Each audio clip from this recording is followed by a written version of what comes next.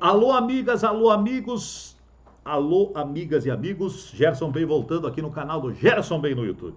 Então, põe o dedinho aí, dá like no vídeo, nos ajude aí. Quero falar sobre, depois de ter ouvido muita coisa de quinta-feira para cá, hoje é sábado, enfim, falar do Campeonato Brasileiro, da liderança do Internacional, que ainda o Internacional é líder do Campeonato Brasileiro. Quero dizer o seguinte, quero discordar bastante das avaliações que eu tenho ouvido e até digamos assim, de uma certa decepção que eu percebo até no torcedor, etc., em razão do empate. Primeiro, o Internacional jogou com inteligência, na minha opinião, contra o Atlético Paranaense. Quero dizer o seguinte, olha, eu vivenciei muito com o profissional o futebol. Eu acho assim que as pessoas que fazem cobertura esportiva e tal, todo dia, especialmente, estão lá, vão aprendendo, precisam aprender, né? Tem gente que não fala o que eu vou falar agora,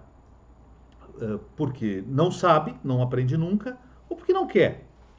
Mas veja bem, o Internacional se meteu nessa enrascada, digamos assim, de necessitar essa série de vitórias para se manter na ponta, porque também o Inter teve altos e baixos na competição. O Inter fez uma grande arrancada no Campeonato Brasileiro, né? Lembra?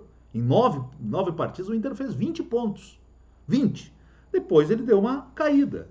Aí ele deu mais uma, ali no final da era Cudê, ele deu mais uma pegadinha, 4 vitórias ali depois daquele infortúnio da Libertadores, dos Grenais, até empatou o Grenal do Campeonato Brasileiro, empatou com o São Paulo, tinha perdido para o Goiás, Fortaleza, e aí veio aquela final ali, jogo ruim com o Corinthians, empatou com o Coritiba em casa.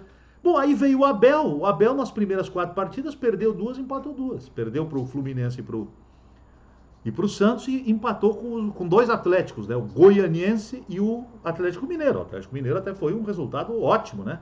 Estava perdendo, foi buscar o empate lá em Minas Gerais, foi um ótimo resultado.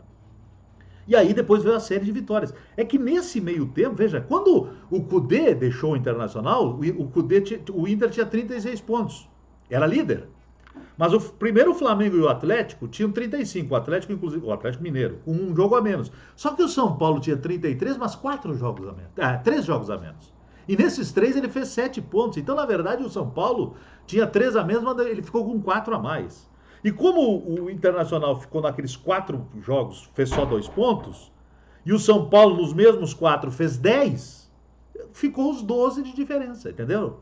4 pontos, que era de verdade a mais que ele tinha e não 3 a menos, né? Entenderam? Porque ele tinha 3 a menos na tabela, mas tinha 3 jogos a menos e fez 7 pontos nesses 3 jogos e, portanto, passou 4 na frente do Inter. E depois ele tirou 8 pontos de diferença em 4 partidas. Ele fez 10 e o Inter só 2 pontos. Aí ele ficou 12 na frente. E os outros times, o Flamengo naquelas 4 partidas também fez 10 e o Atlético Mineiro 8 pontos. Então, naqueles 4 jogos iniciais do Abel, os 3 adversários principais, ainda o de hoje, dispararam. E o Inter freou.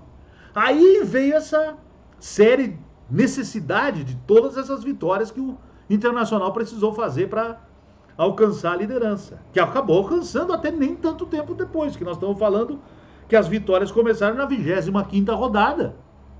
E na 36ª, desculpem, na 31ª, quando enfrentou São Paulo, o Inter já ficou líder do campeonato. Então já passou o próprio São Paulo. Bom, aí pelos tropeços do São Paulo e tal, e pelos tropeços do São Paulo, especialmente, que tinha toda aquela diferença, e pela campanha do Atlético e do Flamengo, que continuou regular. Esses continuaram fazendo campanha regular, perde e ganha, como é natural no campeonato nacional. O Inter é que destoou porque tinha feito esses altos e baixos, e aí, assim, né, essa sazonalidade, e aí teve que espichar todas essas vitórias. Mas isso não é normal. Isso não é normal. Bom, e essa anormalidade acaba um dia. E quando você faz uma normalidade dessas, a pressão cresce. Então o Inter foi para Curitiba. Veja só, o Inter tem todos os problemas que o Inter já enfrentou nessa competição, né? Perdeu o Guerreiro, perdeu o Sarabia, perdeu o Bosquilha, recentemente perdeu o Galhardo. Bom, agora perdeu o Galhardo para sempre, né? Porque vai embora, enfim. Mas perdeu uma porção de jogo, perdeu o Moledo, agora já mais recentemente, depois de se consolidar.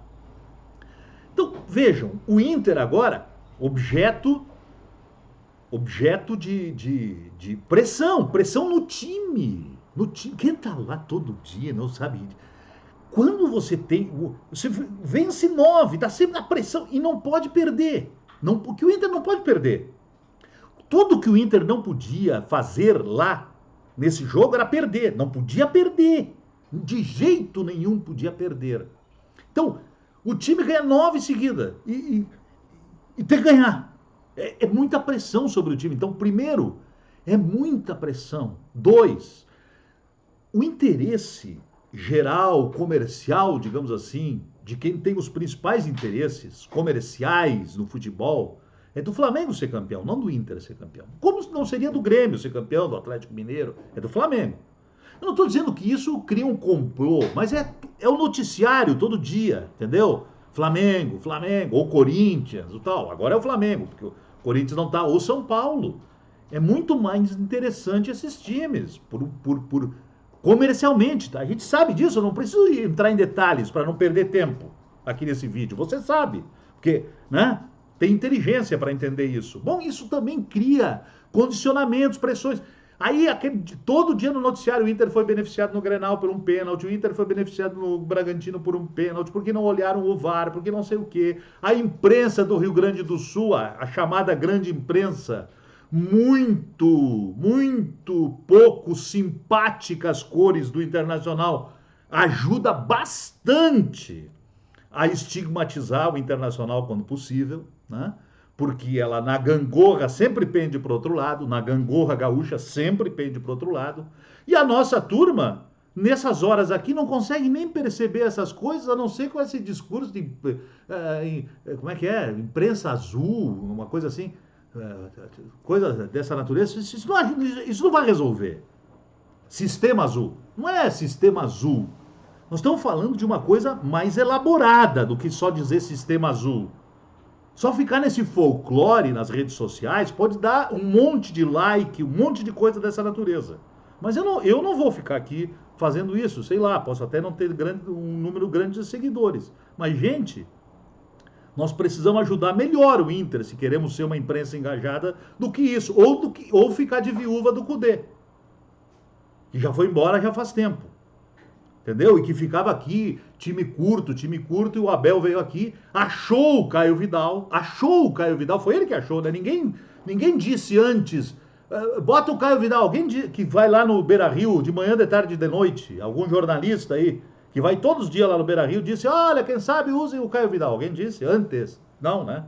Agora, depois que o Caio Vidal foi colocado pelo Abel, aí todo mundo quer o Caio Vidal, e não o Marcos Guilherme.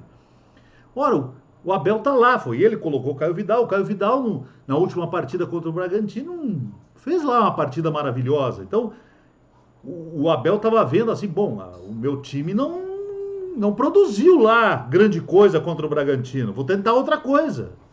O que o Inter foi lá contra o Atlético Paranaense, ele foi... Então, toda essa pressão, além disso, o Atlético, olha aqui, ó, segundo turno, primeiro colocado, o Inter, fez 28 pontos nas últimas 10 rodadas aí. Quem mais fez pontos nas últimas 10 rodadas depois do Inter? Flamengo, 19. Depois, Bragantino, acho que 19 também. E depois, Atlético Paranaense. Nas últimas 10 rodadas, os 4 que mais fizeram pontos são esses. Inter, Flamengo, Bragantino e Atlético Paranaense. Então o Atlético também vem fazendo uma boa campanha, tanto que ganhou do Flamengo, ganhou do São Paulo.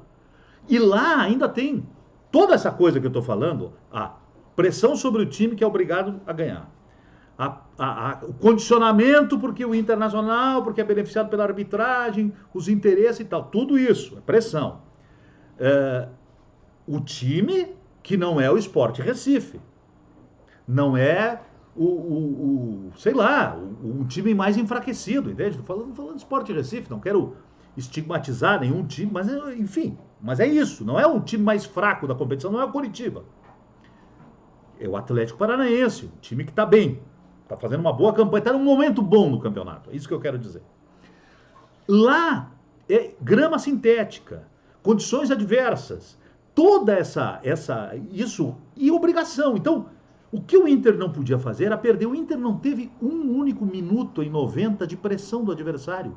Não correu riscos. É claro, vão dizer, mas teve uma bola no poste, uma defesa do Lomba. Sim, muitas vezes tu domina um jogo inteiramente e o adversário bota uma bola no poste. Ou até ganha o jogo de 1-0 numa única jogada. Faz parte. Isso é do futebol, que não é videogame, né? O futebol é circunstancial ali do campo. Não é esse videogame que como o Juremir chama de neotáticos, né? Tem uma turma aí que realmente parece que querem comentar futebol como se fosse um videogame, não é? Então, tem a circunstância do jogo. Mas o Inter, a estratégia do Inter funcionou adequadamente. Claro, não funcionou a estratégia do contra-ataque, que não aconteceu. O Inter não teve chances, praticamente não teve, né? Não funcionou o Marcos Guilherme. E não funcionou as tentativas, inclusive, do Abel no final, né? De tentar chegar, etc. Também não acho que teve nenhum complô, se o juiz, no fim não deu pênalti, tinha complô. Não é complô. Então, sabe, aquele lance que o Yuri Alberto deu uma chegada ali no adversário, não lembro quem foi, se foi. Não lembro em que ele deu aquela chegada, que depois ele pisou sem querer, é bem verdade, no jogador. Se o juiz tivesse sido, digamos assim, um cara mal intencionado, podia ter dado um segundo amarelo, podia ter ido no VAR, dado um vermelho, pisão, sei lá. Então não esquecer esse troço de conspiração. Então, o que eu quero dizer é o seguinte, o Inter jogou com inteligência. Bom, era melhor ganhar, sim. Se ganhasse 38, era campeão. Lógico que é melhor ganhar. Ficava 4 pontos na frente, continuava só o Inter dependendo de si. Só o Inter. Bom, mas enfim, o Inter que vá lá no Flamengo e não perca do Flamengo, pronto. Se o Inter ganhar do Vasco, do Sport agora, depois do Vasco e por fim do Corinthians, e não perder para o Flamengo, é campeão o Inter. Não precisa nem ganhar do Flamengo, pode só empatar.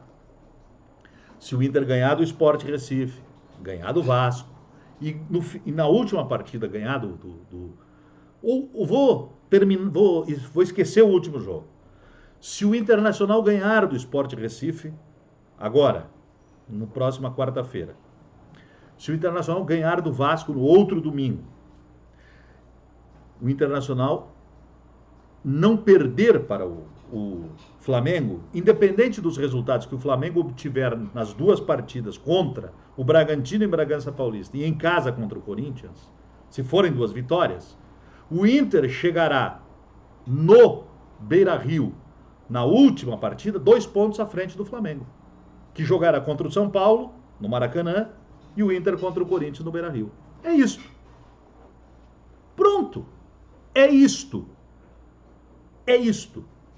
Então, agora, também tem uma outra questão psicológica que se desmanchou. O Inter não precisa mais ganhar a 11ª partida, ou a 10ª, ou a 12ª. O Inter precisa ganhar a sua primeira partida de uma nova série de vitórias. Primeira. O Inter precisa ganhar agora a primeira de uma série de 2 vitórias. Olha só. O Inter precisa ganhar 2 partidas. 2. A série que o Inter precisa fazer agora, 2 vitórias. Sport e Vasco. 2. O Inter não precisa ganhar a 11ª, nem a 12ª, nem a 13ª. O Inter precisa ganhar a primeira de uma série de vitórias do Brasileiro. E depois a segunda de uma série de vitórias do Brasileiro. Psicologicamente, é isso. Valeu, gente. Um abração.